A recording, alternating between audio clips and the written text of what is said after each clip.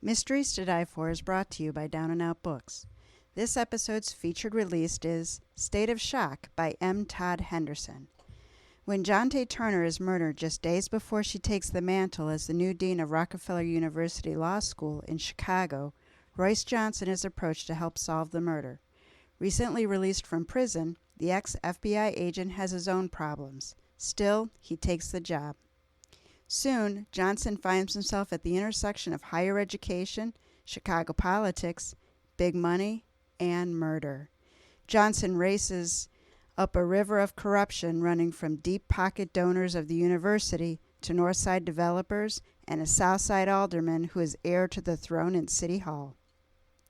In his desperation, he turns to the one lawyer who can help him, the former Rockefeller student named Johnson, mistakenly framed for murder on his last case. State of Shock is available from Down and Out's website, Amazon, Barnes & Noble, IndieBound, or ask for it from your favorite bookseller.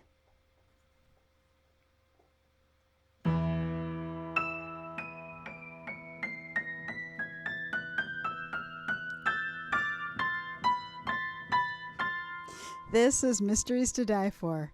I am T.G. Wolf, and I'm here with Jack, my piano player and producer. This is a podcast where we combine storytelling and original music to put you at the heart of murder, mystery, and mayhem. Some episodes will be my own, but others will be classics that help shape the mystery genre we know today. These are arrangements, which means instead of word-for-word readings, you get a performance that's meant to be heard. Jack and I perform these live, as we just proved, front to back, no breaks, no fakes, no retakes. This is Season 2. This season contains adaptations of stories published in the 1800s. These stories are some of the first to be considered mysteries. For that reason, this season is called The Originators. Today's story is about the costs of greed, arrogance, and pride. This is T. Sawyer, Esquire, an abridged telling of Tom Sawyer, Detective, by Mark Twain.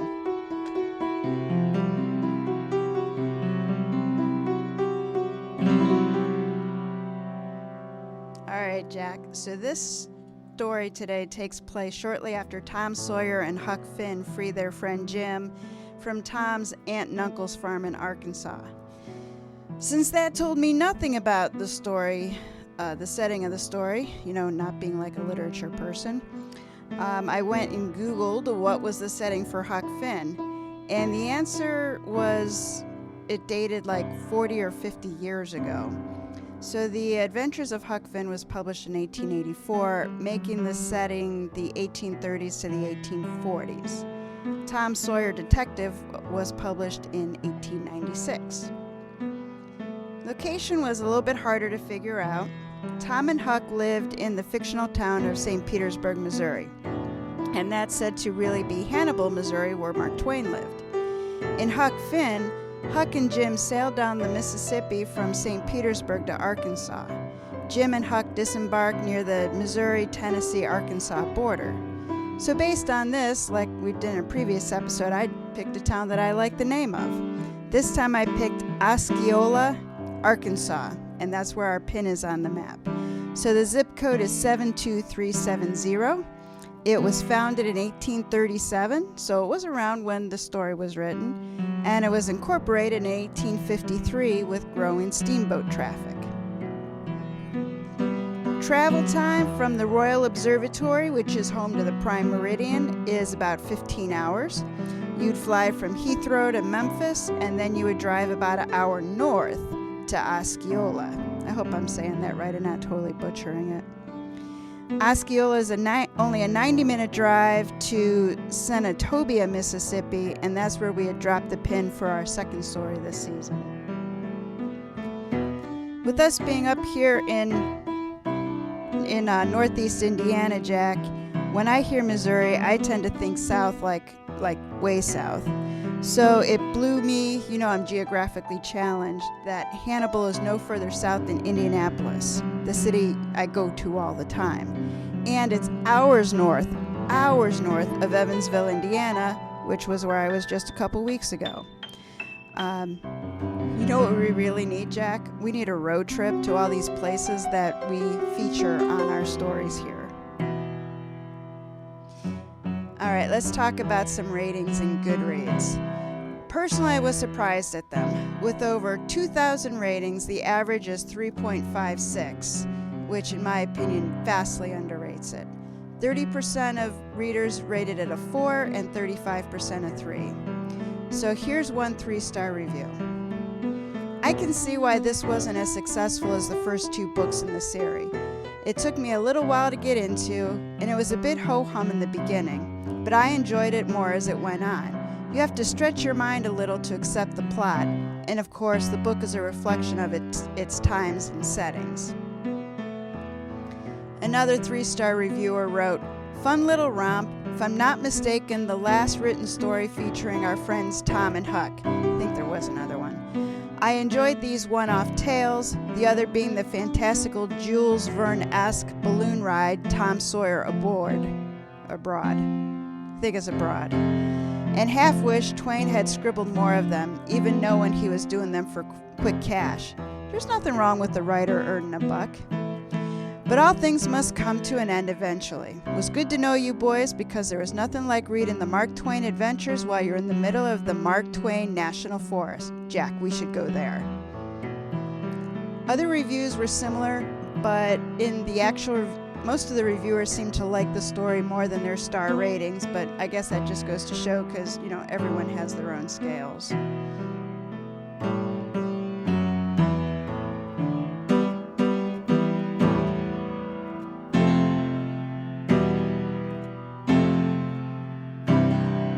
All right, swing your microphone around and talk a little bit.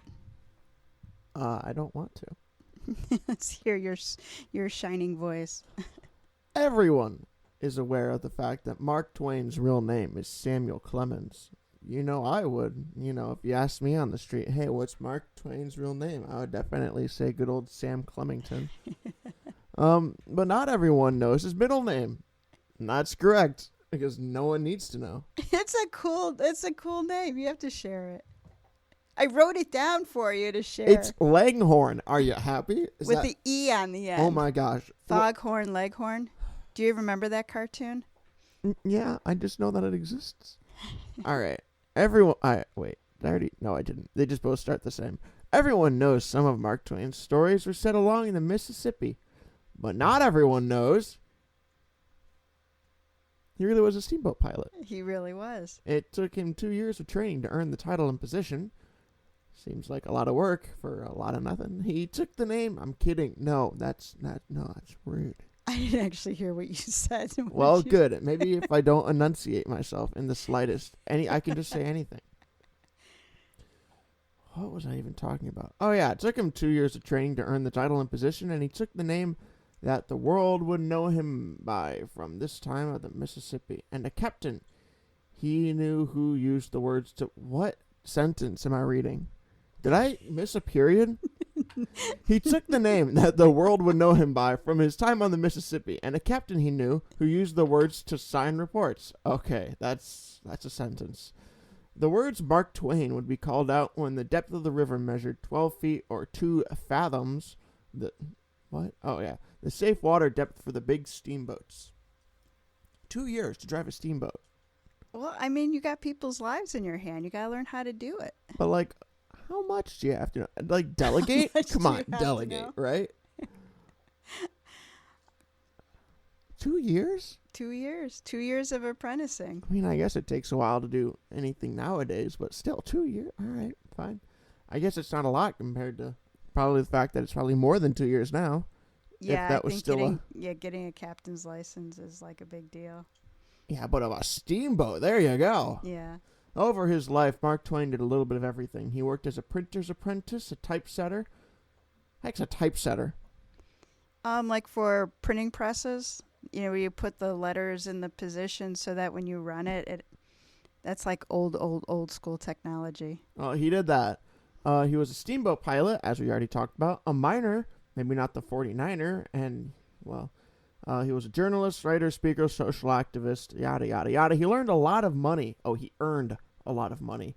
And he lost a lot of money in bad investments. That doesn't surprise me. He declared bankruptcy at one point. Only once, though, so that is impressive. Once back on his feet, he paid back his debt even though it had been wiped out by his bankruptcy. So he was like, hey, I know I declared bankruptcy and I technically don't owe you, but here, have the 12 books I asked for lunch money back in the grade 4. Mm-hmm. Mark Twain traveled the world. He was born. Really? He was. He wouldn't have had fingers otherwise to write. This guy lived everywhere.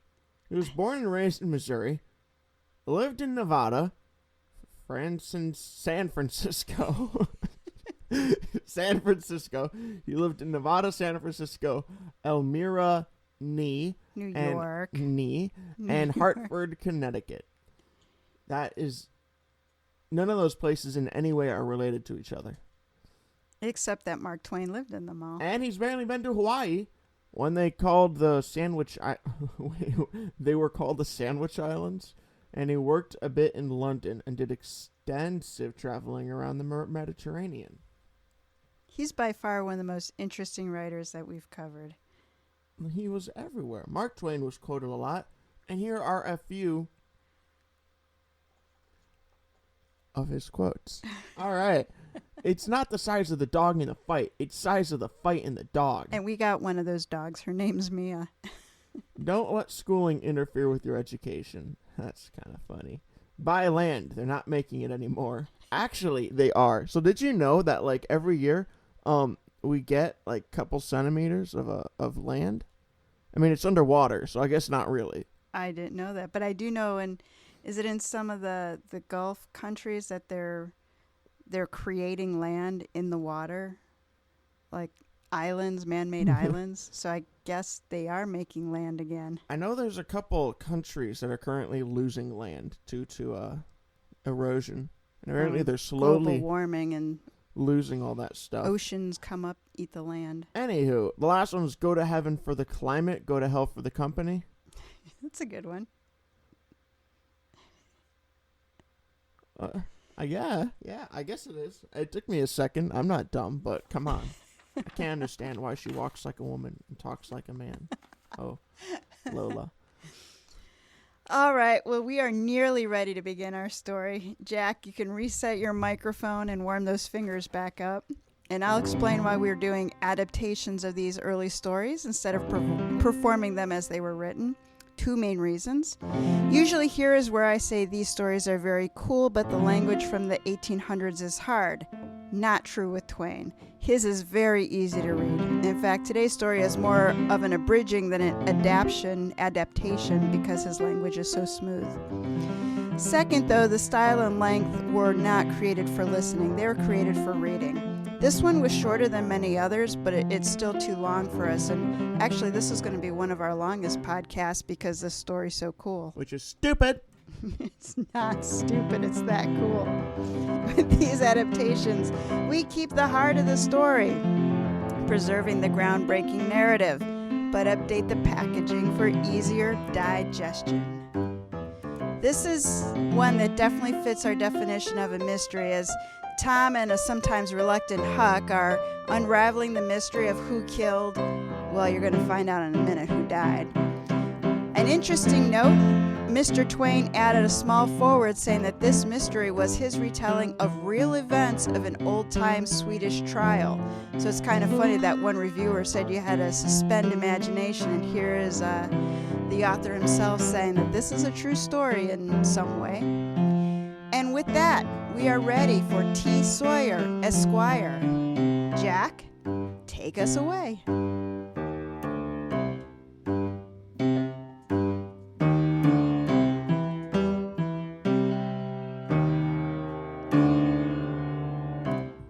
Chapter 1, An Invitation for Tom and Huck. Well, me and Tom Sawyer had the spring fever, and we had it bad too. But it weren't any use to think about Tom trying to get away because, as he said, his Aunt Polly wouldn't let him quit school and go traipsing off somewheres wasting time. So we was pretty blue. We was sitting on his front steps one day about sundown, talking this way, when out comes his Aunt Polly with a letter in her hand and says, "Tom, I reckon you gotta pack up and go down to Arkansas. Your Aunt Sally wants you." They're in considerable trouble down there, and they think you and Huck will be a kind of diversion for them. Comfort, they say. There's a neighbor named Brace Dunlap that's been wanting to marry their Benny for 3 months, and at last they told him point blank once and for all that he couldn't. So he has soured on them, and they're worried about it. They tried to please him by hiring his no-account brother to help on the farm when they can't hardly afford it, and they don't want him around anyhow. Who are the Dunlaps? They live about a mile from Uncle Silas's place, Tom says. Brace Dunlap is a long sight richer than any of the others. He's a widower, 36 years old without any children, and he's proud of his money and overbearing, and everybody's just a little afraid of him. Why, Benny's only half as old as he is, and she's just as sweet as lovely as, well, you've seen her. Poor Uncle Silas. Why, it's pitiful him trying to curry favor that way. So hard-pushed and poor, and yet hiring that useless Jupiter Dunlap to please his ornery brother. What a name! Jupiter, Aunt Polly says. It's only a nickname, Tom says. I reckon they forgot his real name long before this. He's 27 now, and he's tall and lazy and sly and sneaky and rather cowardly, too, but kind of good-natured, and he wears his long hair brown and no beard and hasn't got a cent. Brace boards him for nothing and gives him his old clothes to wear, and, well, he despises him. Jupiter's a twin. Jake, he ain't been seen for 7 years. He got to robbing when he was 19 or 20, and they jailed him, but he broke jail and got away. Up north here some years.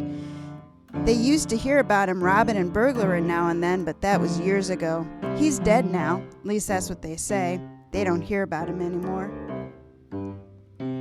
Aunt Polly waved her hand, shooing aside the dead. The thing that is mostly worrying your Aunt Sally is the tempers that man Jupiter gets your uncle into. Well, Tom was astonished, and so was I. Tom says, "Tempers? Uncle Silas? Land, you must be joking. I didn't know he had any temper." Works him up into perfect rages, your Aunt Sally says. Says he acts as if he really would hit the man sometimes. Says your Uncle Silas is like a changed man on account of all this quarreling, and the neighbors talk about it, and they lay all the blame on your uncle, of course, 'cause he's a preacher and ain't got no business to quarrel. He hates to go into a pulpit, he's so ashamed, and he ain't as popular now as he was. Tom looked at me and me on him on account of there weren't that many that we noticed that was any better than Uncle Silas.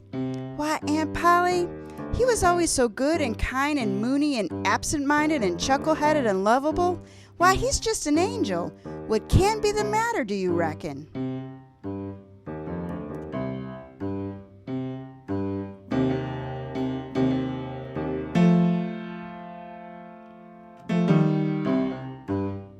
Chapter 2 of Mysteries and Pies.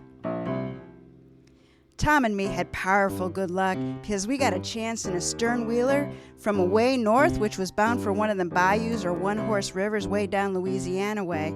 So we could go all the way down the upper Mississippi and all the way down to the lower Mississippi to that farm in Arkansas without having to change steamboats in St. Louis.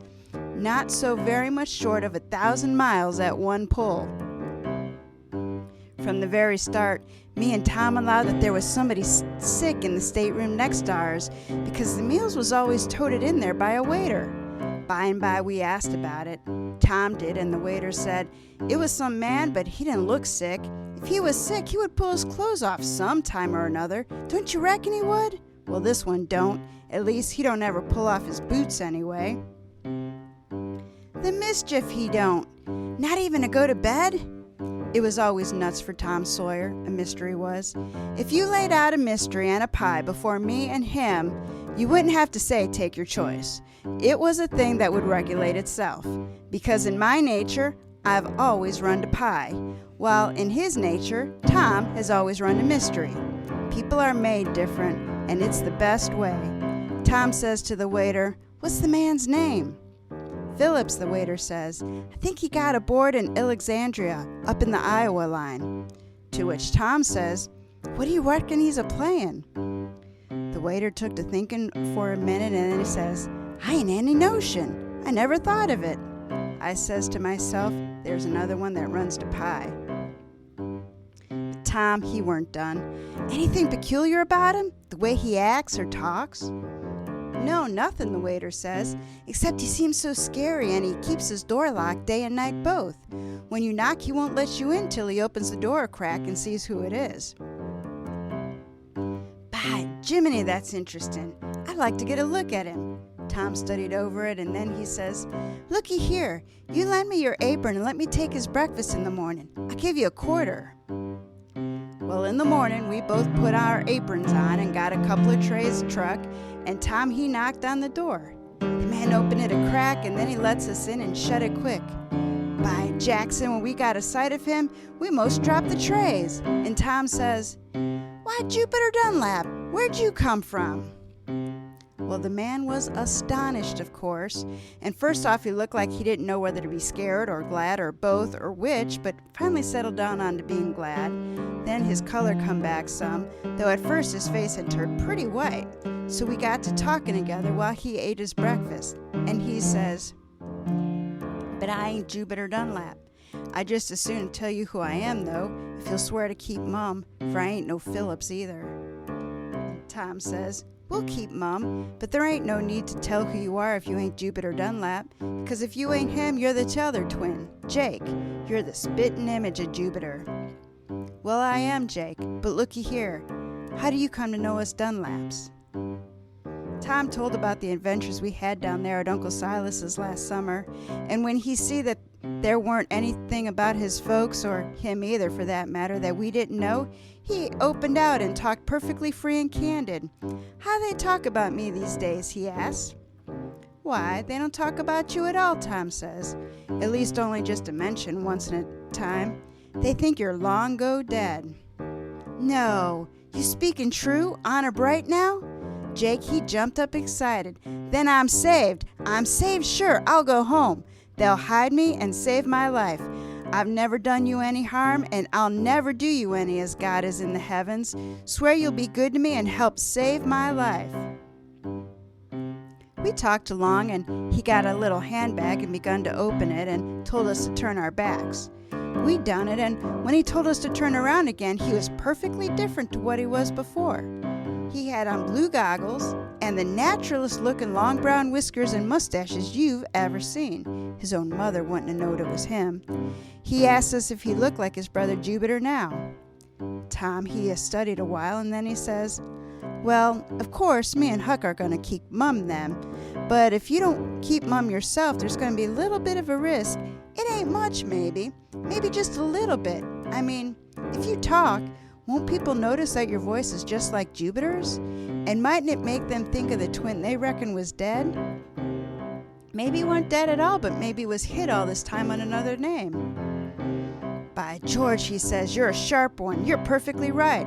I've got to play deaf and dumb when there's a neighbor around. If I'd struck for home and forgot that little detail, however, I wasn't striking for home. I was breaking for any place I can get away from these fellows that are after me. Then I was going to put on this disguise and get some different clothes, and he jumped for the outside door and laid his ear against it and listened, pale and kind of panting. Presently he whispered, Sounded like a cock and gun. Lord, what a life to lead.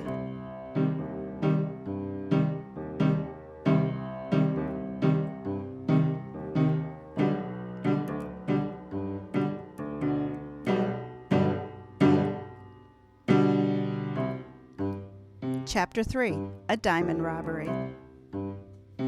Oh, Lordy, Jake says. They're aboard for sure. I just knowed it. I sort of hoped I got away, but I never believed it. You see, they got spies on me. They got a right to come up and buy drinks at that bar yonder forward, and they take that chance to bribe someone to keep a watch on me. Porters or Boots or somebody. If I was to slip ashore without anybody seeing me, they knowed it inside of an hour. We was in a sweat to find out what his secret was, but Tom said the best way was not to seem too anxious.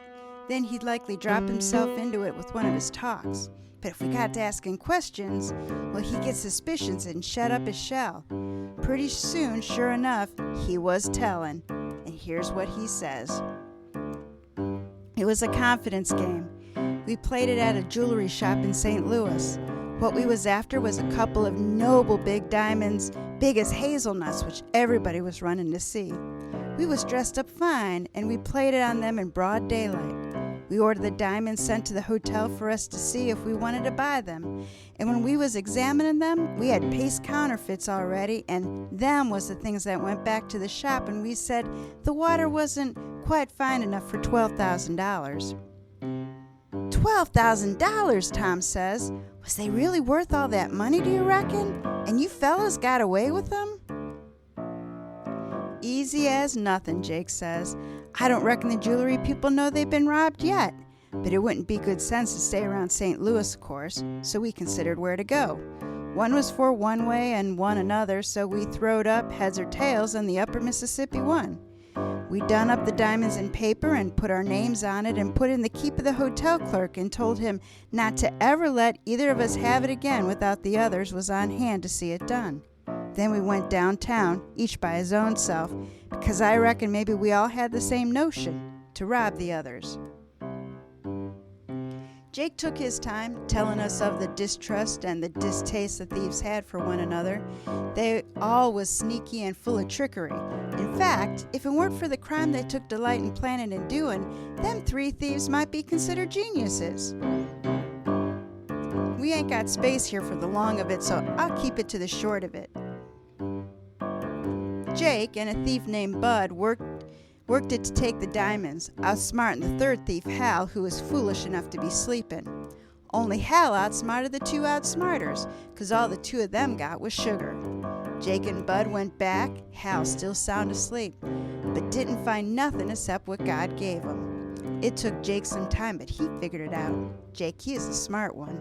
Hal, he doctored his boots, carving out the heel and hiding the diamonds in it. So what does Jake do? He gets Hal and Bud good and drunk, and doesn't he just walk out of the hotel wearing Hal's boots? So here he was, hiding in this room on account of Hal knew his boots was missing, didn't he?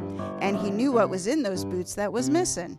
One way or another, it don't matter how, the two thieves was on this very steamer.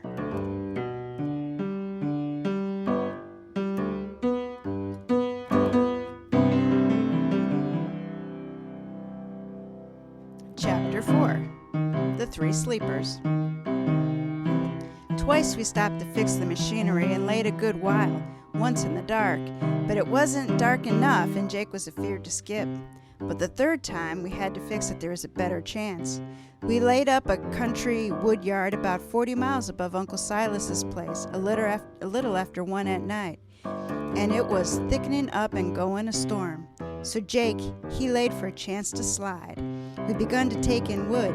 Pretty soon the rain come a drenching down and the wind blowed hard. Now, of course, every boat hand fixed a gunny sack and put it on like a bonnet, the way they do when they're toting wood, and we got one for Jake, and he slipped down aft with his handbag and come trampling forward just like the rest and walked offshore with the rest of them. And when we see him pass out of the light of the torch basket and get swallowed up in the dark, we got our breath again and just felt grateful and splendid. But it wasn't for long. Somebody told, I reckon. For in 8 to 10 minutes, them two pals come tearing forward as tight as they could jump and darted ashore and was gone. We waited plumb till dawn for them to come back and kept hoping they would, but they never did. We was awful sorry and low-spirited. All that hope we had was that Jake had got such a start that they couldn't get on his tracks, and he would get to his brothers and hide there and be safe. He was going to take the river road, and he told us to find out if Brace and Jupiter was home and no strangers there, and then slip out about sundown and tell him. He said he'd wait for us in a little bunch of sycamores right back of Tom's Uncle Silas's tobacco field on River Road, such a lonesome place.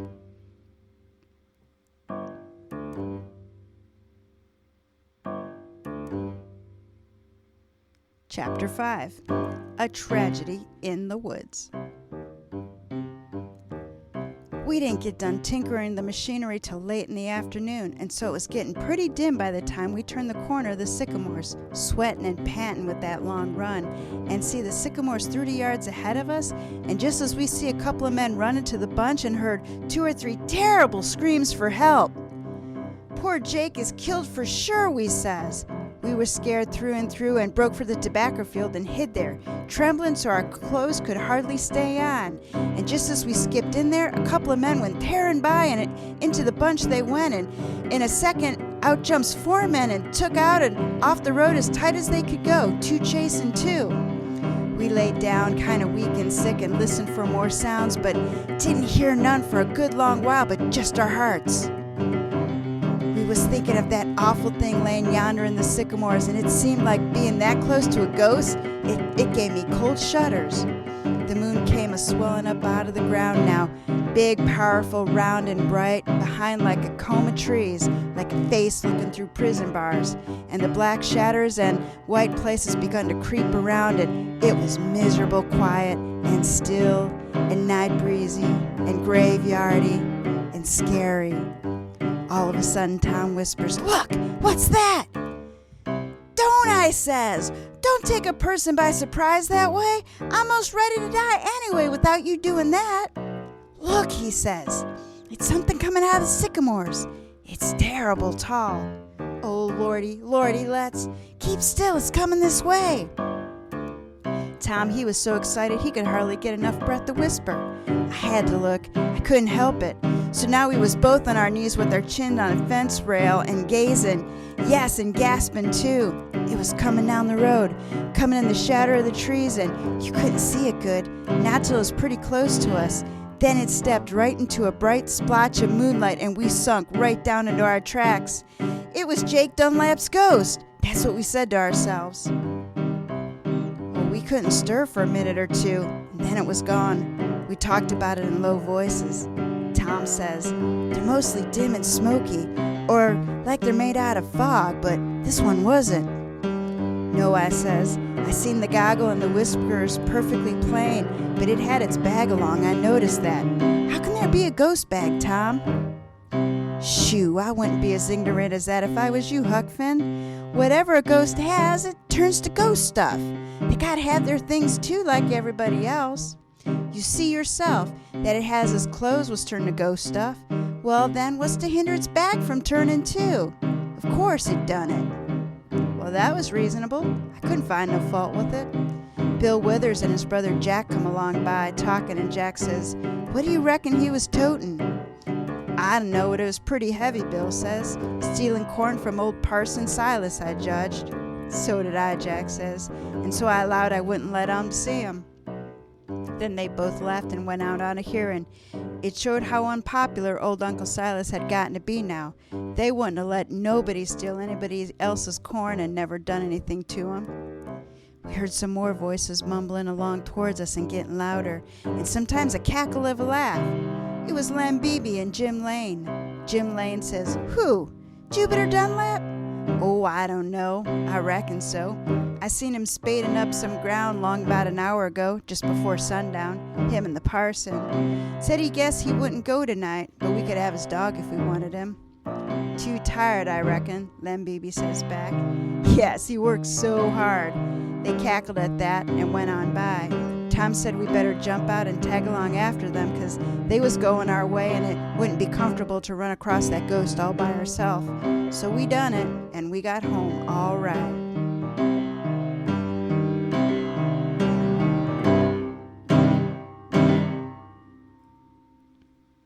Chapter 6. Plans to secure the diamonds.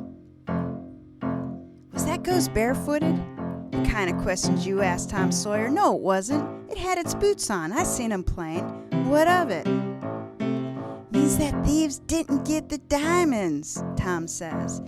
"Didn't the breeches and goggles and whiskers and handbag and every blessed thing turn to ghost stuff? Everything it had on it turned, didn't it? It shows that the reason its boots was because it had the boots on when it died.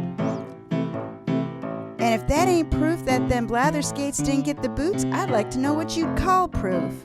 Them thieves got chased away by those 2 men before they could pull the boots off the cords. After the inquest, I reckon $2 will buy us them boots." "My land, Tom, we'll get the diamonds." You betcha, Huck. Someday there's going to be a big reward for them. $1,000, sure. That's our money. Now we'll trot in and see the folks, and mind you, we don't know anything about any murder or any diamonds or any thieves, so don't you forget that. I had to sigh a little over the way he had it fixed. I had sold them diamonds, yes sir, for $12,000, but I didn't say anything. It wouldn't have done any good. So what are we going to tell your Aunt Sally has made us so long getting down here from the village, Tom? Oh, I'll leave that to you, he says. I reckon you'll explain it somehow. We struck across the big yard, noticing this, that, and the other thing that was so familiar, and we was so glad to see it again. And when we got to the roofed big passage betwixt the double log house and the kitchen part, there was everything hanging on the wall just as it used to be, even to Uncle Silas's old faded green blaze work gown with the hood on it, and raggedy white patch between the shoulder blades that always looked like someone just hit him with a snowball. And then we lifted the latch and walked in. Aunt Sally, she just was a ripping and a tearing around, and the children was huddled in one corner and the old man, well, he was huddled in the other and praying for help in time of need. She jumped for us with tears of joy running down her face, and then she gave us a whacking box on the ear, and then hugged us and kissed us, and then she boxed us again and just couldn't seem to get enough of it. She was so glad to see us, and then she finally says, "Where have you been a-loafing to? You good-for-nothing trash. I've been worried about you. I didn't know what to do. Your traps have been here forever so long, and I had supper cooked fresh about 4 times so as to have it hot and good when you come, till at last my patience just plumb wore out, and I declare I could skin you alive. You must be starving, poor things. Sit down, everybody. Don't lose no more time." Well, it was good to be there again, behind all that noble carn pone and spare ribs and everything you could ever want in this world. When our plates was all loaded and we got to go, and she asked me, and I says, well, me and Tom allowed that we could come along on foot and take a smell of the woods, and we'd run along Lem Beebe and Jim Lane, and they asked us to go with them blackberrying tonight, and said how they can borrow Jupiter Dunlap's dog, because he had told them just that minute. Where'd they see him, the old man says. And when I looked up to see how he come to take an interest in things like that, his eyes was just burning into me, he was that eager. It kind of surprised me, kind of throwed me off, but I pulled myself together again and says, it was up when he was spading up some of that ground along with you, towards sundown or along there. He only said, in a kind of disappointed way and didn't take no more interest. And so I went on. I says, well then, as I was saying, that'll do, you needn't go no further. That was Aunt Sally. She was born right into me with her eyes, very indignant. Huck Finn, she says, how them men come to talk about going to blackberrying in September in this region, and how they come to strike that idiot idea of going to blackberrying in the night. Well, they told us they had a lantern, and oh, do shut up. Looky here. What was they going to do with the dog? Hunt blackberries with it? She turned them boring eyes to Tom. Now, Tom Sawyer, what kind of lie are you affixing your mouth to contribute to this mess of rubbish? Speak out, and I'll warn you before you begin that I don't believe a word of it. You and Huck's been up to something you had no business being up to. I know that perfectly well. I know both of you. Now you explain that dog, them blackberries, and the lantern, and all the rest of that rot. Mind you talk straight as a string. Do you hear? Well, Tom, he looked considerable hurt, and he says, very dignified, it's a pity if Huck is to be talked to that way just for making a little mistake that anybody could make. What mistake has he made, she asked. Why, only the mistake of saying blackberries when of course he meant strawberries. Well, she busted him on them here and there and just piled into him and snowed him under. She was so mad she couldn't get the words out fast enough, and she gushed them all out at once in one everlasting freshet. That was what Tom Sawyer was after. He allowed to get her worked up and get her started, then leave her alone and let her burn herself out. Then she'd be so aggravated with the subject she wouldn't say another word about it nor let anybody else. Well, it happened just so. When she was tuckered out and had to hold up, she says, I don't want to hear another word out of you. So we was perfectly safe then and didn't have no more trouble about that delay. Tom done it elegant.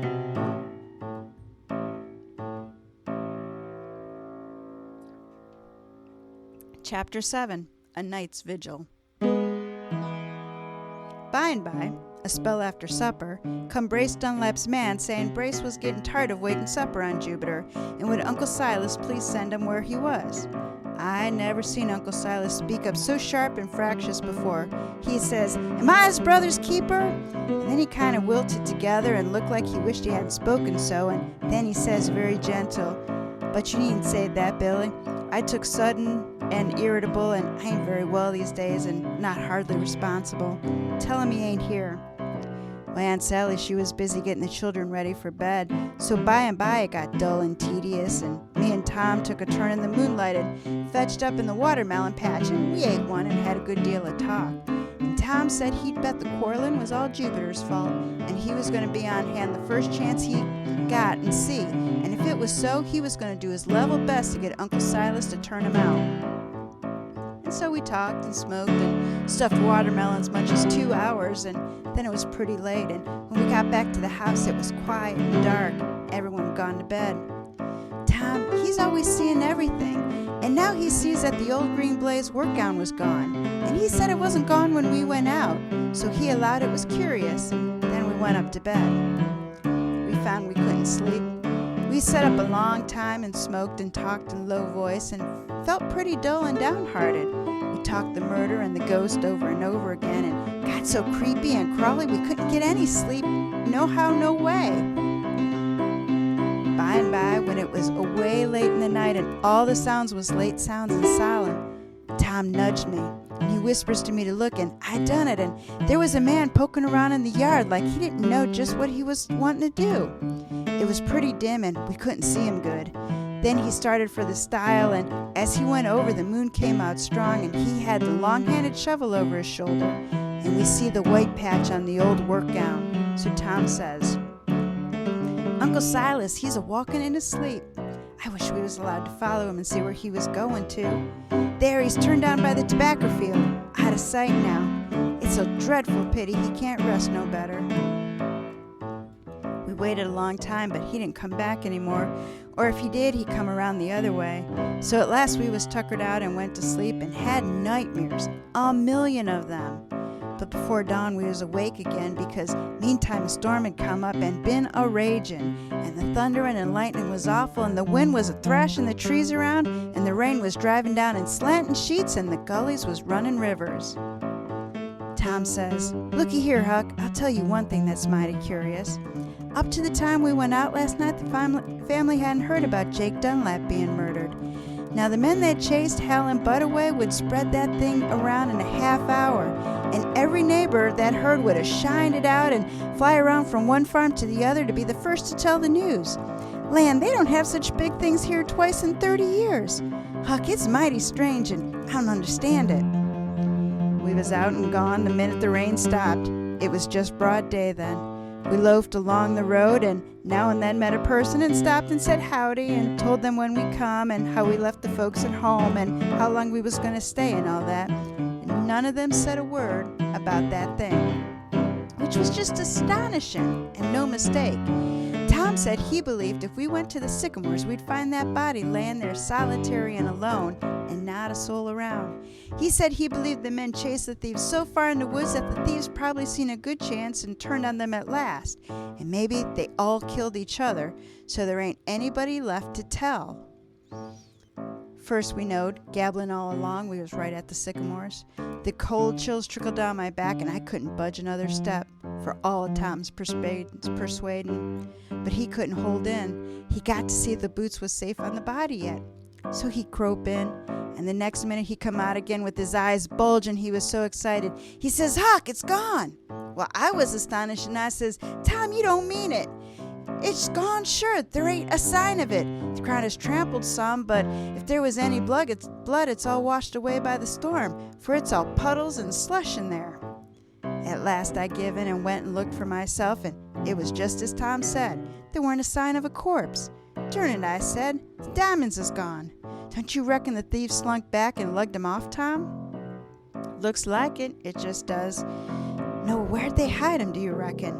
"I don't know," I says, disgusted, "and what's more, I don't care. They got the boots, and that's all I cared about. We'll lay around these woods a long time before I hunt 'em up." Tom didn't feel no more interest in him neither, only curiosity to know what'd come of 'em.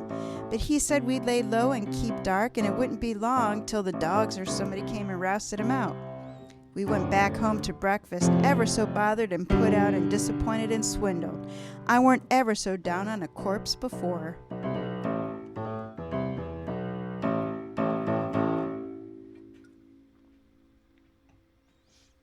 Chapter 8. Talking with a Ghost. Me and Tom struck out for the woods mighty solemn, and saying how different it was now to last summer when we was here and everything was so peaceful and happy and everybody thought so much of Uncle Silas, and he was so cheerful and simple-hearted and puddin'-headed and good. And now look at him. If he ain't lost his mind, he wasn't much short of it. That was what we allowed. "There it is," I says. We jumped back behind a shivering bush, and Tom says, "Shh, don't make a noise." It was setting on the log right on the edge of the little prairie, thinking. I tried to get Tom to come away, but he wouldn't, and I wasn't budging him myself. He said we might never get a chance to see one, and he was going to look at his fill if he died for it. So I looked too, though it gave me the fantods to do it. Tom, he had to talk, but he talked low. He says, "Poor Jakey, it's got all of its things on, just like he said he would. Now you see what he wasn't certain about? It's his hair. It's not long now the way it was. He's got it cropped close to his head, the way he said he would. Huck, I never seen anything more natural looking than what it does." "Nor I neither," I says. "I'd recognize it anywheres." "So would I," he says. "Looks perfectly solid and genuine, just the way it done before it died." So we kept gazing. Pretty soon Tom says, "Huck, there's something mighty curious about one, don't you? It oughtn't be out in the daytime." "Well, that's so, Tom. I never thought of like it before." "No, sir," he says. "They don't ever come out, only at night, and then not till after 12. There's something wrong about this one. Now you mark my words. I don't believe it's got any right being around in daytime. But don't it look natural? Jake was going to play deaf and dumb here so the neighbors wouldn't know his voice. Look, Huck, it's scratching its head, don't you see?" "Well, what of it?" I says. "Why, this. What's the sense of scratching its head? There ain't anything to itch. It's made out of fog or something like that, and it can't itch. Fog can't itch, any fool knows that." "Well, then," I says, "if it don't itch and it can't itch, what in the nation is it doing scratching for? Ain't it just habit, do you reckon?" "No, sir, I don't," he says. "I ain't a bit satisfied about the way this one acts.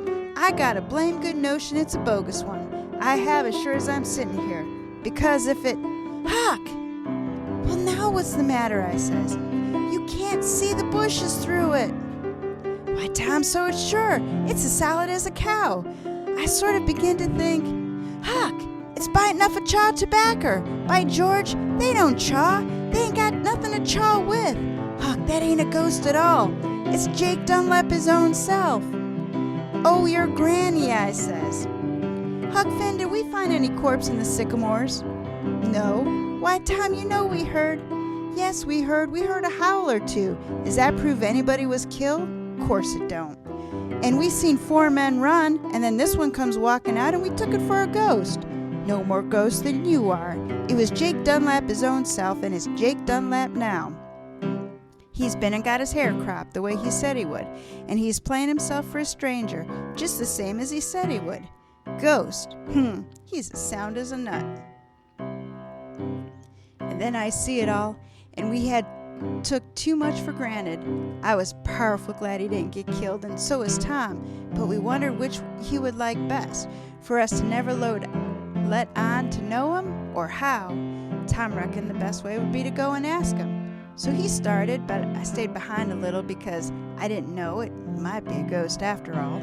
When Tom got to where he was, he says, "Me and Huck's mighty glad to see you again, and you needn't be afeard we'll tell. If you think it'd be safer for you if we don't let on to know when we run across you, say the word and you can depend on us, and we would rather cut our hands off than get you in the least bit of danger." Well, first off, Jake looked surprised to see us and not very glad either. But as Tom went on, he looked pleasanter and pleasanter, and when he was done, he smiled and nodded his head several times and made signs with his hand and said, "Goo, goo, goo, goo," the way Deef and Dummies does. And then we see some of Steve Nickerson's people coming that lived the other side of the prairie, so Tom says, "You do it elegant. I never seen anybody do it better. You're right, playing on us too. Play it on us the same as the others. It'll keep you in practice and prevent you making blunders. We'll keep away from you and let on we don't know you, but anytime we can be a help, you just let us know."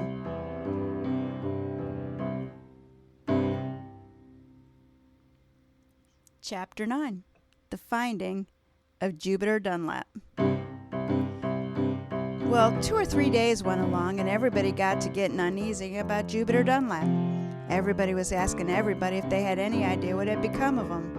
No, they hadn't, they said, and they shook their heads and said there was something powerful strange about it.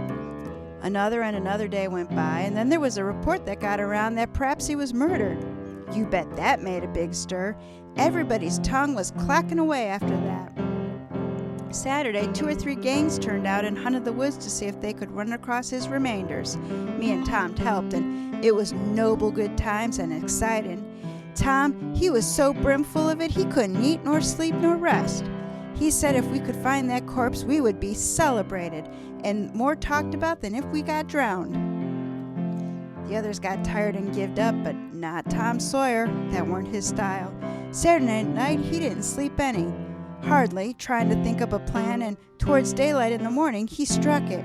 He snaked me out of bed and was all excited, and he says, "Quick, Huck, snatch your clothes. I've got it. Bloodhound." In 2 minutes, we was tearing up River Road in the dark toward the village. Old Jeff Hooker had a bloodhound, and Tom was going to borrow him. It was a lovely dog. There ain't any dog that's got a lovelier disposition than a bloodhound, and this one noticed and liked us, and he capered and raced around ever so friendly and was powerful glad to be free and had a holiday. But Tom was so cut up, he couldn't take any interest in him. He said he wished he'd stop and thought a minute before he ever started on a fool errand. He said old Jeff Hooker would tell everybody and we'd never hear the last of it. So we loafed along home down the back lanes, feeling pretty glum and not talking. When we was passing the far corner of our tobacco field, we heard the dog set up a howl in there, and we went to the place where he was scratching the ground with all of his might, and every now and then canting up his head sideways and fetching another howl. It was a long square, the shape of a grave. The rain had made it sink down and show the shape. The minute we come and stood there, we looked from one to another and never said a word. When the dog had dug down only a few inches, he grabbed something and pulled it up. It was an arm and a sleeve. Tom kind of gasped out and he says, "Come away, Huck, it's found." I just felt awful. We struck for the road and we fetched the first men we come along. We got a spade at the crib and dug out the body, and you never seen such excitement. You couldn't make anything out of the face, but you didn't need to. Everybody says, "Poor Jupiter, it's his clothes to the last rag." Some rushed off to spread the news and to tell the justice of the peace and have an inquest, and me and Tom lit out for the house. Tom was all afire and most out of breath when we come tearing in where Uncle Silas and Aunt Sally and Benny was. Tom sung out, "Me and Huck found Jupiter Dunlap's corpse all by ourselves with the bloodhound, and everybody else had quit hunting and given it up, and if it ain't have been for us, it never would have been found, and he was murdered too, and they done it with the club or something like that, and I'm going to start in and find the murderer next. I bet I'll do it." Well, Aunt Sally and Benny sprung up pale and astonished, but Uncle Silas fell right forward out of his chair onto the floor and groans out, "Oh my God, you found him now?"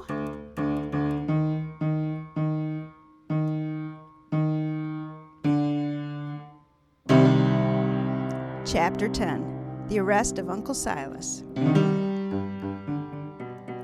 Them awful words froze us solid. We couldn't move hand or foot for as much as half a minute.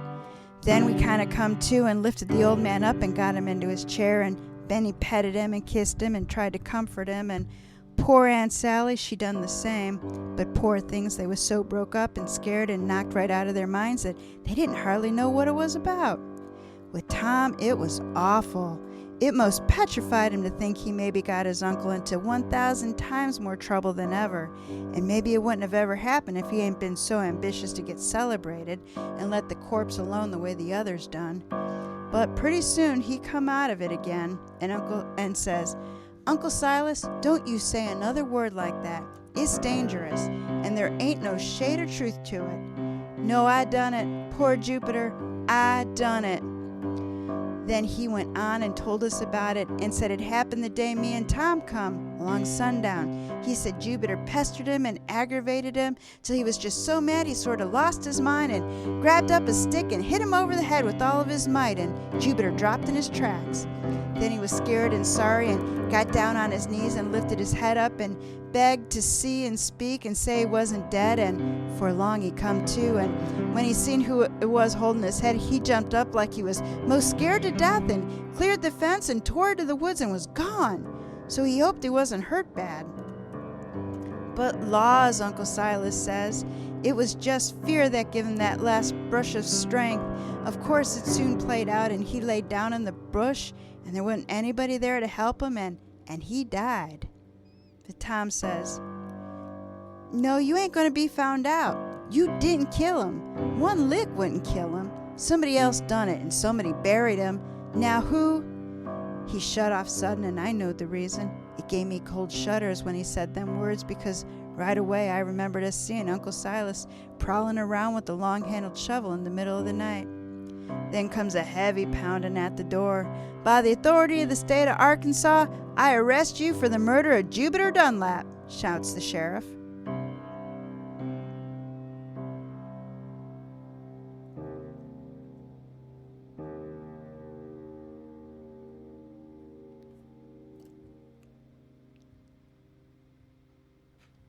Okay, the next chapter.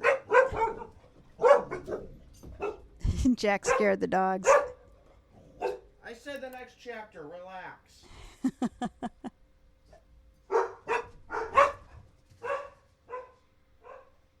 The next chapter, Chapter 11, The Evidence Mounts.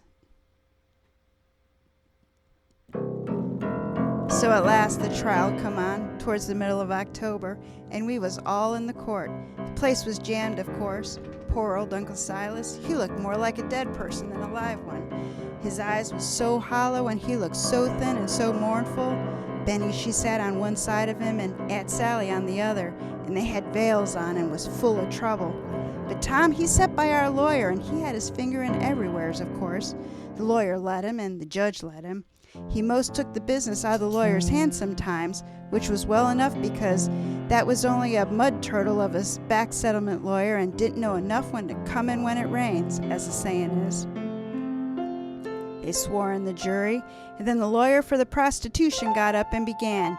He made a terrible speech against the old man. The way he told it about the murderer kind of knocked us all stupid. It was so different from the old man's tale. I have to interrupt you there.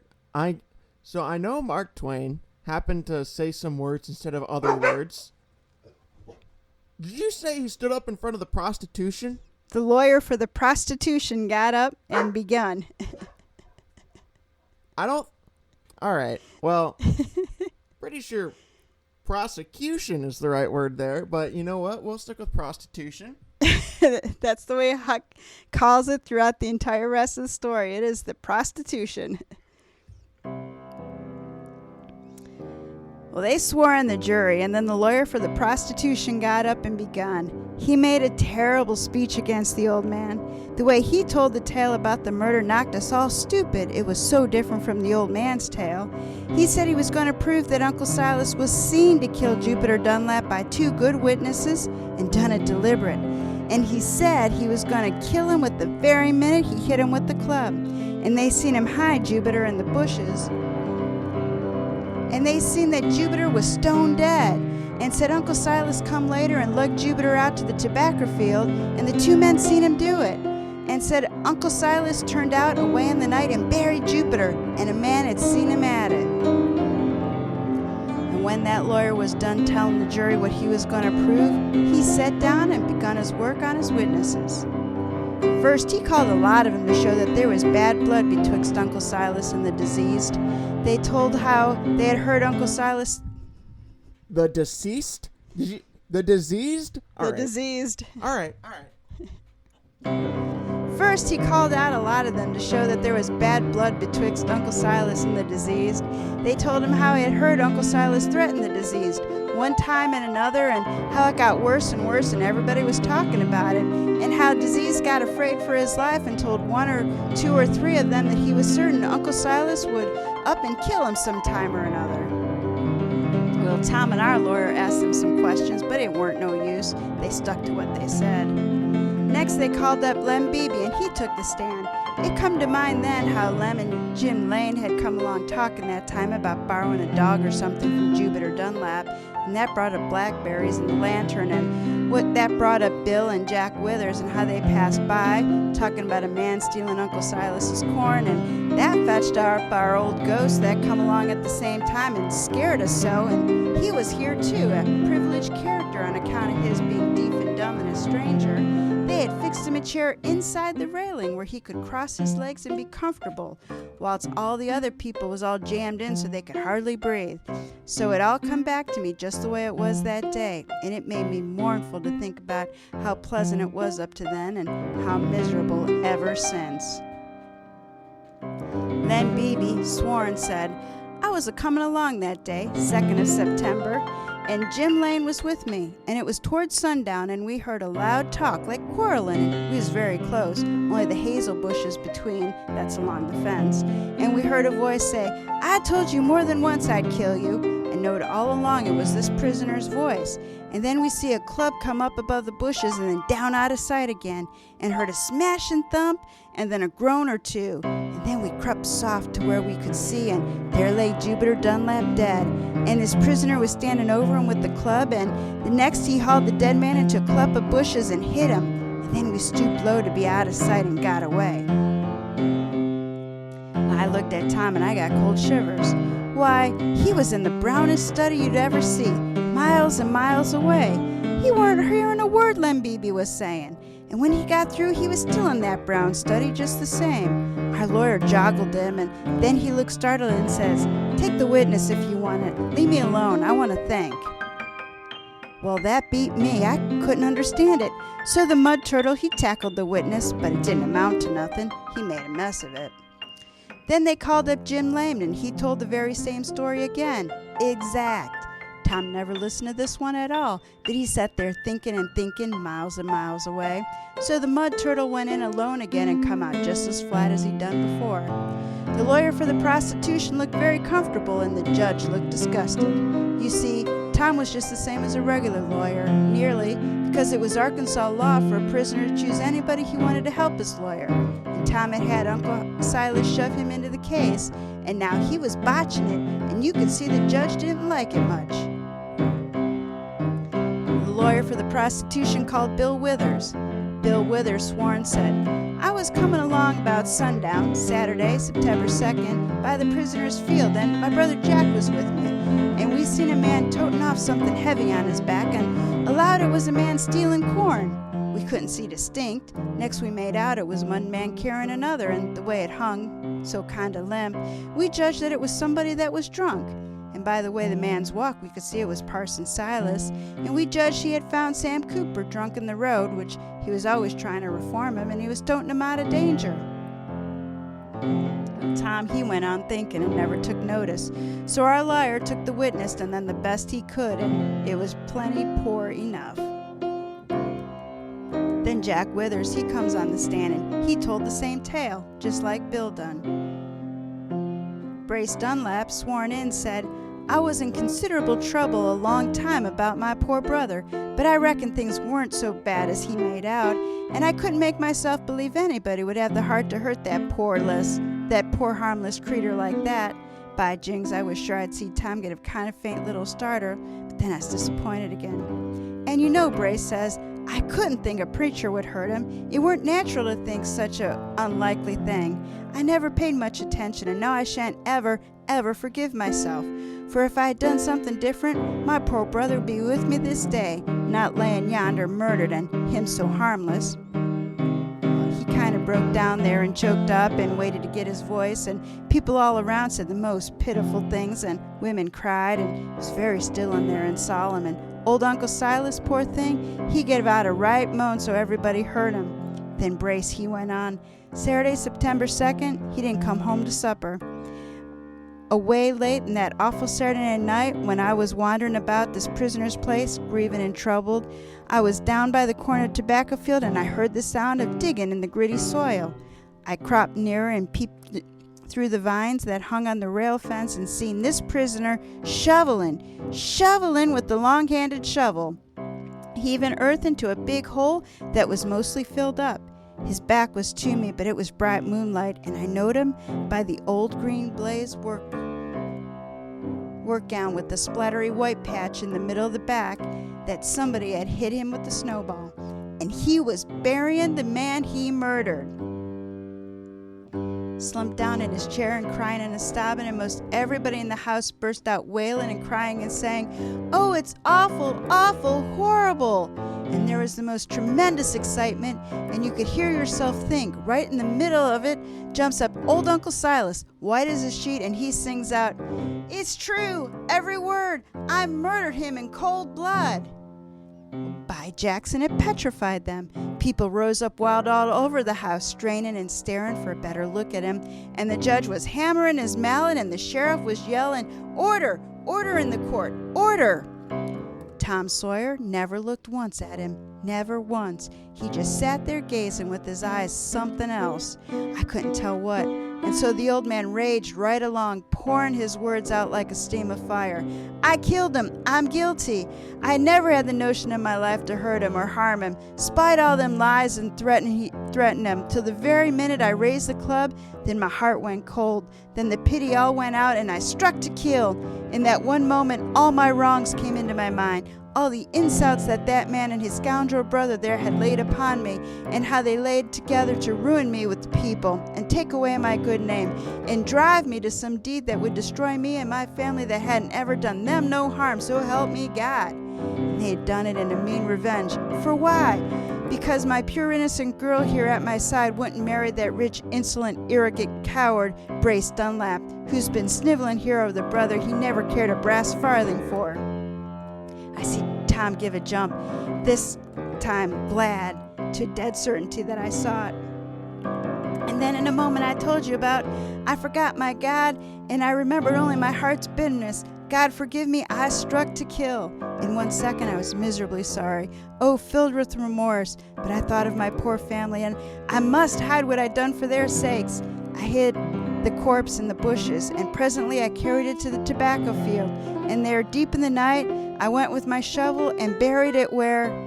Up jumps Tom and shouts, "Now I've got it!" He waves his hand, oh, ever so fine and starchy, towards the old man and says, "Set down! A murder was done, but you never had no hand in it." Well, now here where we're going to do the pause thing so y'all can see if 1 penny, yours 1 penny as good as Tom Sawyer, Esquire, in figuring out who killed Jupiter Dunlap. 'Cause if it ain't been made clear by now, I'm telling you, it weren't Uncle Silas. So we've done this before. So we did this podcast before, and we lost it. We don't know where it is. It's gone. I don't remember what happened. This story... See, the podcast went to the same place socks go in the dryer. I don't know what's happening. I've heard this multiple times now, and you'd think, oh, good old Jack would know what to do, what happens. No, I haven't the slightest bit clue. Okay, Jupiter Dunlap has been found dead in Uncle Silas's tobacco field. Well, yeah, but didn't we also hear earlier that Uncle Silas lost his jacket? Didn't someone literally say that? Wasn't it literally written into the book? Tom said that.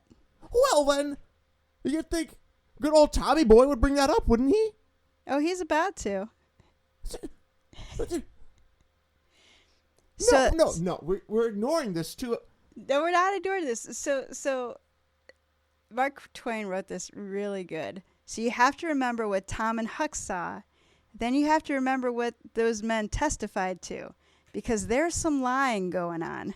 Well, yeah, I'm not 90% sure. You notice none of them actually say, "Oh, I saw him." It's all, "Oh, I saw him in the green sweatshirt, and the way he walked, it looked like him. So it must have been him." Mm-hmm. But Obviously, do you it wasn't know him. who killed Jupiter Dunlap? I'm assuming it was the one person who we were introduced. Turned out he was a bad guy, and boom, he's gone. Jake? Yeah. You think Jake did it? Okay. We'll mark that one down. Well, what the heck happened to Jake? What's the point of his existence if he didn't do nothing in this? No, you tell me that. I can't tell you that without giving the end away. Who cares what the end is? Listen, anyone who's watching this is like, "Oh, Jack, you just spoiled it." No, I didn't. Are we just going to ignore the fact that he was introduced and we just nothing? He's gone. I bet he just never comes back in the rest of the story. He's just done for. That was it. It's actually just a setup for the next story. We just have to know that it happened so that when he writes his next little story, "Oh yeah, I remember Jakey." That is not the case. Well, then my point proved exactly. I think it was. I don't know if it was Jake, but I bet he has something to do with it. Do you want some clues? No, you're worse than me with this. What? Well, if I was in your position, I would have already accidentally given away who it was. Okay, think about it. No. We're gonna do this the good old-fashioned way. None of this bull crap. No cheating. I know how fun it is to give hints. No but then hints. you're always disappointed once I get it right. And like, oh, now it's over. He's not stupid. Actually, you're pretty good at this. I think you mostly guessed who Well, has it actually definitely has done something to do with the fact that I've heard this before. it. You've heard it before, but you can't remember who the killer is? I didn't even remember which podcast it was when I realized we lost this episode. This was one of my favorite ones. I love the way Mark Twain wrote this. It's so much fun to read. My least favorite one. It took an hour and 40 minutes to do. Yeah.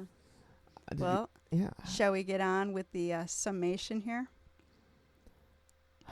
Je pense, I suppose. All right, let's go.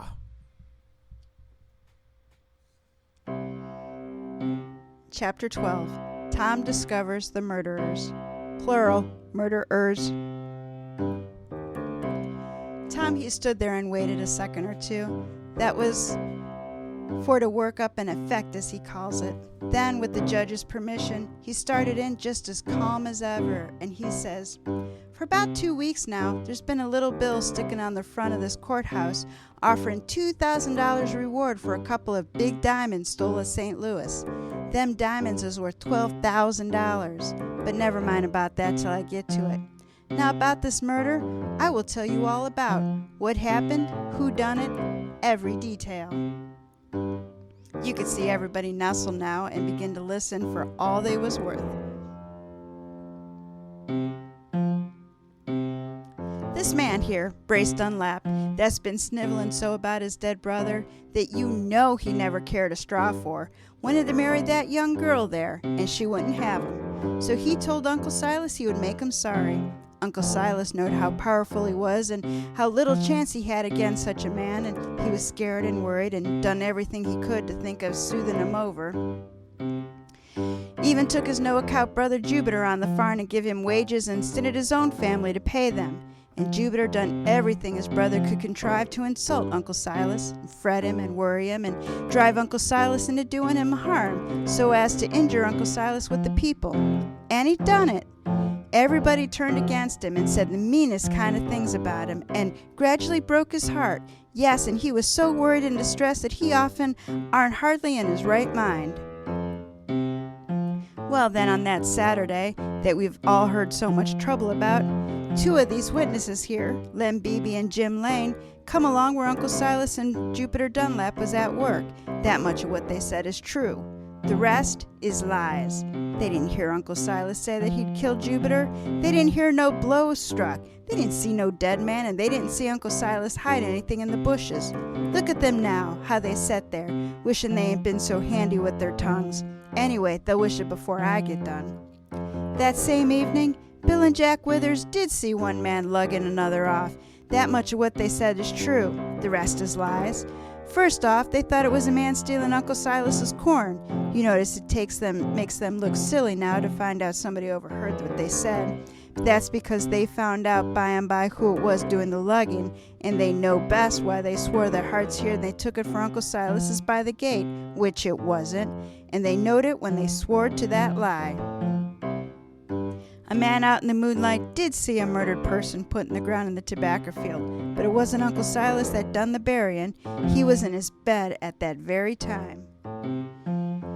Now then, before I go on, I want to ask you if you've ever noticed this, that people, when they're thinking deep or when they're worried, are always doing something with their hands and they don't know it. You don't know what it is in their hands doing. Some stroke their chins and some stroke their noses, some stroke up under their chins, some twirl a chain and some fumble a button. There's that some that draws a figure or a letter with their finger on their cheek, or under their chin or under their lip. That's my way. When I'm restless or worried or thinking hard, I draw a capital V on my cheek, or on my upper lip, or under my chin. But it's never anything but capital V's, and half the time I don't notice it and I don't know I'm doing it. That was odd. That is just what I do, only I make an O. And I could see people nodding one another, meaning they do the same. So that's so. Now then, Tom says, I'll go on. That same Saturday, no, it was the night before, there was a steamboat lying at Flagger's Landing 40 miles above here, and it was raining and storming like the nation. And there was a thief aboard, and he had them 2 big diamonds that's advertised there on the courthouse door, and he slipped ashore with his handbag and struck out into the dark and the storm, and he was a-hoping he could get to this town all right and be safe. But he had 2 pals aboard the boat hiding, and he knowed that they was going to kill him the first chance they got and take the diamonds, 'cause he stole them. And when this fellow got a hold of him and skipped. Well, he ain't been gone more than 10 minutes before his pals find out, and they jump ashore and lit out after him. Probably they burned matches and found his tracks. Anyway, they dogged him all Saturday and kept out of his sights. And towards sundown, he come down to a bunch of sycamores down by Uncle Silas's field. And he went in there to get his disguise out of his bag and put it on before he showed himself in town here. And mind you, he done that just a little after the time that Uncle Silas was hitting Jupiter Dunlap over the head with the club, for he did hit him. But the minute the pals see the thief slide into the bunch of sycamores, they jump out of the bushes and slid in after him. They fell on him and they clubbed him to death. Yes, for all he screamed and howled so, they never had no mercy on him, but they clubbed him to death. And 2 men that was running along the road heard him yelling that way, and they made a rush into the sycamore bunch. And that was when they was bound for anyway. And when they saw the pals lit out, and the 2 men chasing after him as tight as they could go, but only a minute or 2, then these 2 men slipped back into the very quiet sycamores. Then why did they do that? Well, I'm going to tell you. They found where the thief had gotten his disguise out of the carpenter sack and put it on. So one of them strips and put on that disguise. Tom waited here for a little more effect. Then he says, very deliberate, and that man, that dead man's disguise, was Jupiter Dunlap. Yes, it was Jupiter. Then they pulled off the dead man's boots and put it on Jupiter's old ragged shoes on the corpse and put the corpse's boots on Jupiter Dunlap. Then Jupiter Dunlap stayed where he was, and the other man lugged the dead body off in twilight. And after midnight he went to Uncle Silas's house, took the old green work robe off the peg where it always hangs in the passage betwixt the house and the kitchen, and put it on, and stole a long-handled shovel and went up and down the tobacco field and buried the murdered man. Tom stopped then and stood half a minute then. And who do you reckon the murdered man was? Hold on, I'm confused. All right, it's not because I'm dumb. It's because that was a lot of words. So, guy died. The thief died, right? The thief died. What about Jupiter? They put the dead man's boots on Jupiter Dunlap and Jupiter Dunlap's boots on the dead man. And they switched the clothes. So, was Jupiter unconscious? No, Jupiter's awake. Jupiter's doing the switching of the clothes. So Jupiter's one of the thieves? No. Mom, where did Jupiter come from? He Okay, we're going to have to abridge here a little bit. He and his brother Brace were the two that chased the thieves off. Then they went back to the dead man that the thieves killed, and they took the dead man's clothes. Yeah, because they're going to pretend like we don't know who the dead man is. I was just about to reveal when you couldn't take it anymore. Well, and do you reckon the murdered man was? It was Jake Dunlap, the long-lost burglar. And the man that buried him, that was Brace Dunlap, his brother. And who do you reckon is the moaning idiot here all these weeks pretending to be a deaf and dumb stranger?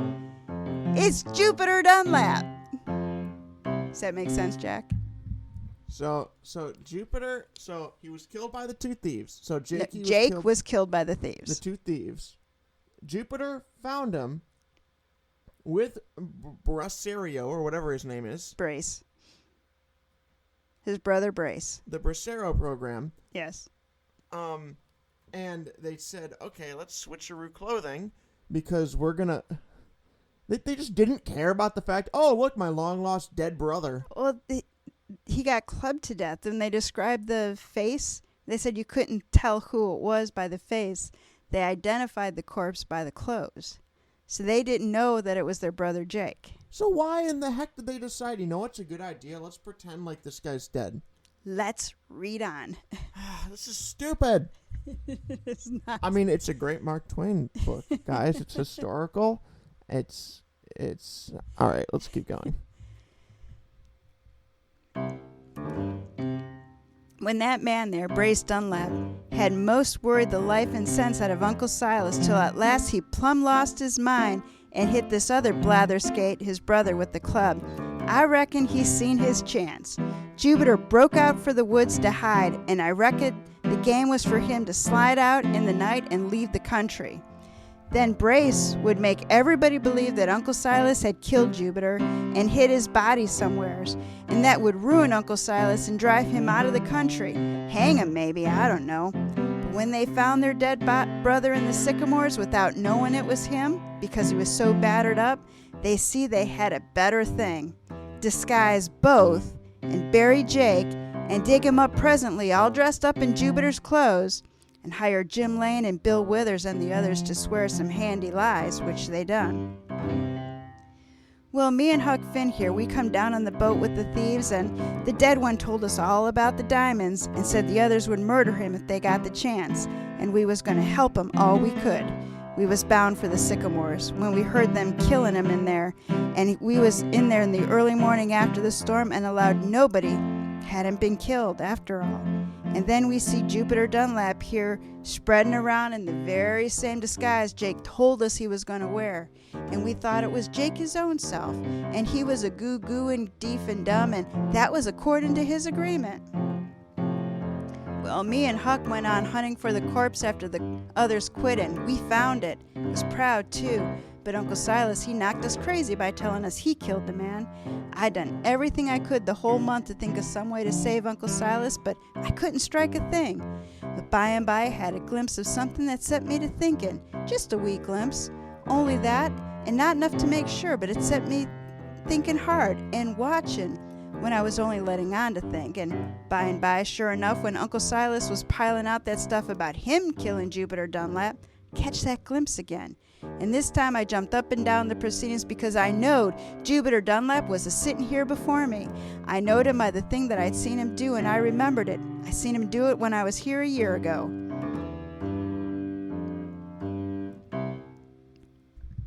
Oh, yeah, the little that he referenced. All right, we'll continue. Cool. Is it making sense now? I guess. This really made no sense the first time I listened to it. I kind of gave up halfway through, and I was like, all right, just music time. No, so Brace is basically trying to drive Uncle Silas crazy. And so they had already planned that Jupiter was just going to disappear, and he was going to blame Uncle Silas for it. And then when they just find this dead body, they'd have this brilliant idea of pretending that that's Jupiter and framing Uncle Silas. So that, in Tom's words, at best, Uncle Silas would be run out of the area or the country, and at worst, or maybe best, depending on your point of view, he'd be killed.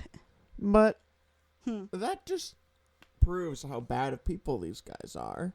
Yes, it does. Because not only did they try and frame him, they also just neglected this other crime that happened. Yeah. This murder. They were just like, let's make this ours. Yep. Communism. That's what the story's about.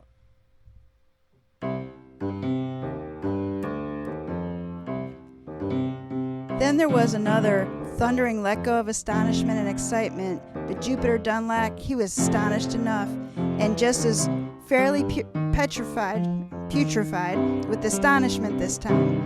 He woke up half crying and said, "Your Honor, I ain't a liar. I ain't a thief. I've been bad enough without it.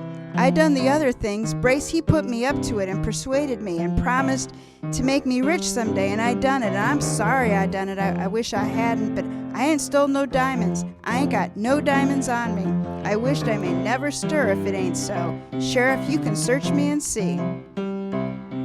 Tom says, "Your Honor, I shouldn't call him a thief, and I let up on that a little.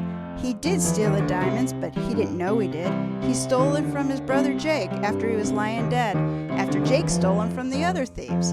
But Jupiter didn't know he was stealing them. He's been swelling around here this whole month. Yep, wearing $12,000 worth of diamonds.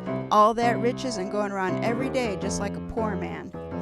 Well, sir, the sheriff, he ransacked Jupiter high and low and everywhere, searched his hat, his socks, his steams, his boots, everything. And Tom, he stood there quiet, laying for the effect again. Finally, the sheriff, he gived up, and everybody looked disappointed, and Jupiter says, "There, now, what'd I tell you?"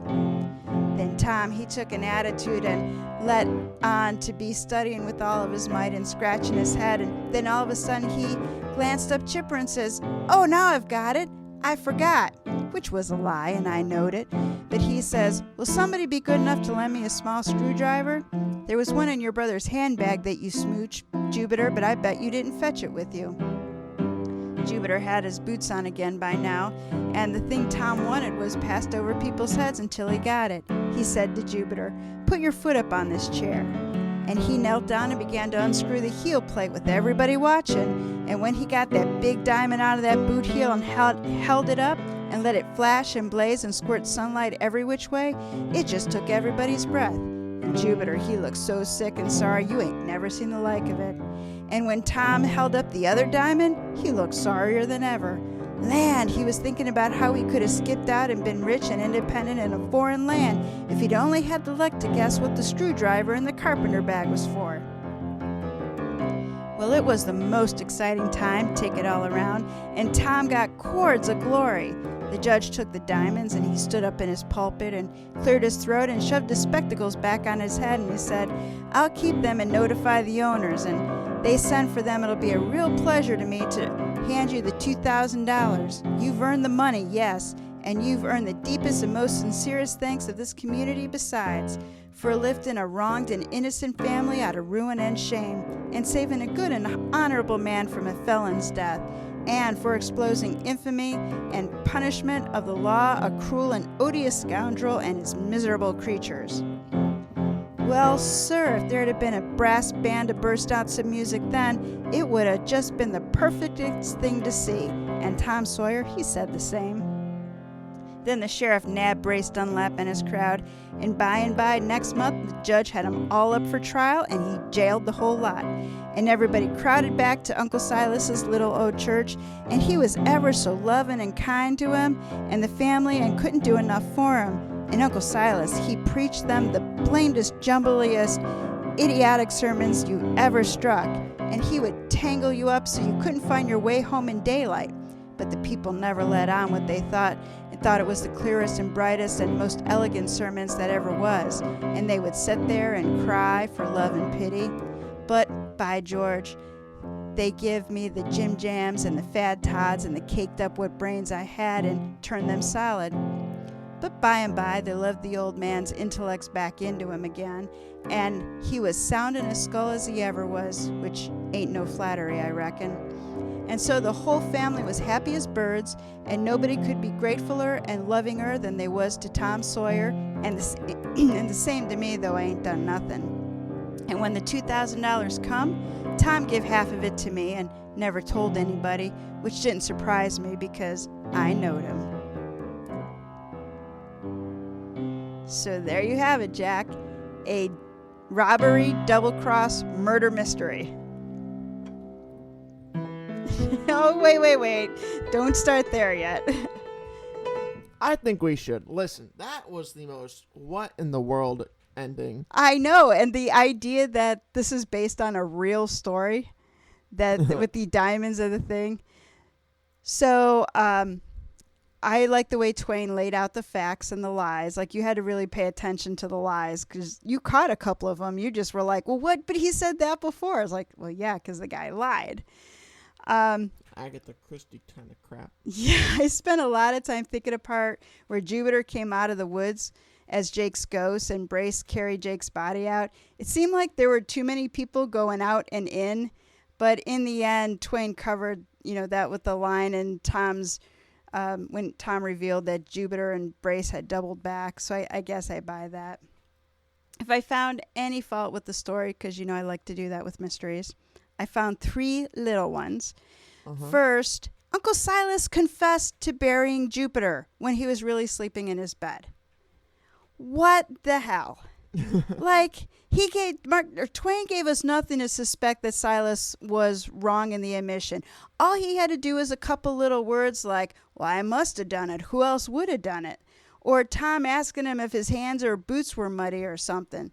Like Tom and Huck didn't see him sleeping in his bed. And Uncle Silas never says why I was sleeping in my bed. Okay, so that one peeves me just a little. Yeah, but I guess his excuse is guy's gone crazy. Yeah, I think so. So the second thing is that those 2 thieves would not just have left town.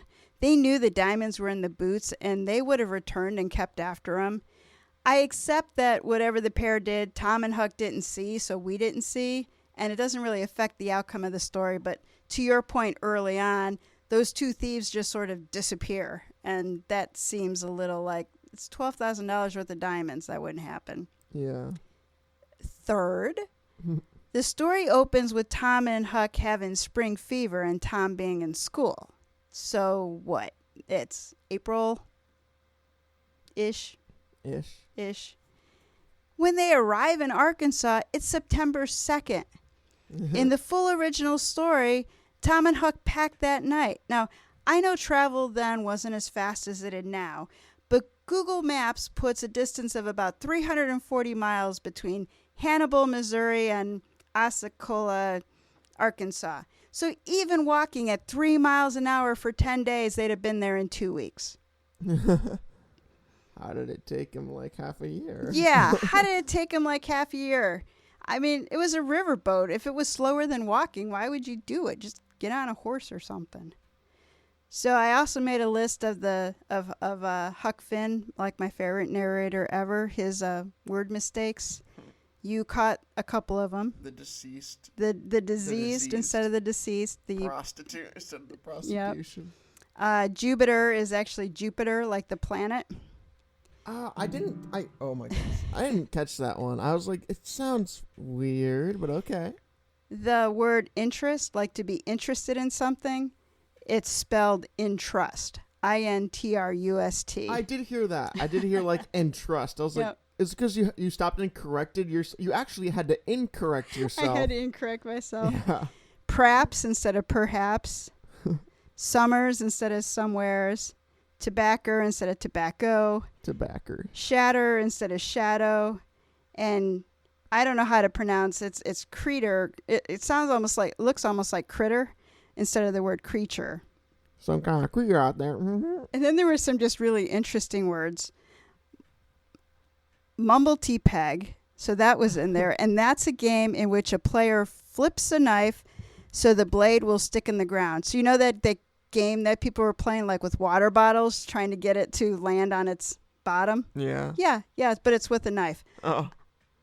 Men, boys, totally made up that game. Well, I have a knife. I don't know. Let's throw it in the air and see if it'll stick blade down. That's how he killed someone. By Jiminy, second-handers, puddin'-heads, blatherskite, that's a person who talks foolishly. Corn pone, that's a type of cornbread. And a blackberryan was to pick blackberries. Wow.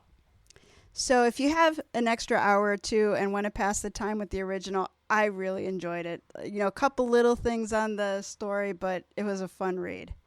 And that, our dear listeners, wraps up this long episode of Mysteries to Die For. Support our show by telling a mystery lover about us and giving us a 5-star review. Become a member of our Baddie Bag Brigade by financially supporting this season with a one-time donation. Pay what you can. Information is in the show notes and on our website, tgwolf.com/podcast. Brand new Mysteries to Die For is on Facebook. Look us up at Mysteries, 2, Die, and 4. Mysteries to Die For is written by me, T.G. Wolf, with contribution from him, Jack Wolf. T. Sawyer, Esquire was edited by T.G. Wolf, abridged from Mark Twain's Tom Sawyer Detective. Music and production are by Jack Wolf. Episode art is by Shannon Leahy. Join us in 2 weeks for a 2-part adaptation of Wilkie Collins's The Moonstone. Episode 5A is Sergeant Cuff and the Moonstone Diamond. All right, Jack, take us out.